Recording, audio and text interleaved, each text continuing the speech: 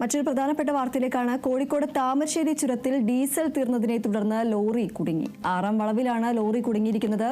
ഇതേ തുടർന്ന് ചുരത്തിൽ വൻ ഗതാഗത കുരുക്കാണ് ഉണ്ടായത്. പുലർച്ചെ 4 മണിയോടെയാണ് ഡീസൽ തീർന്ന ലോറി കുടുങ്ങിയത്. പിന്നീട് ഡീസൽ എത്തിച്ച ലോറി റോഡിൽ നിന്ന് നീക്കുകയായിരുന്നു. സംഭവത്തിൽ ലോറി ഡ്രൈവർക്ക് 2500 രൂപ പിഴ ചുമത്തിയിട്ടുണ്ട്.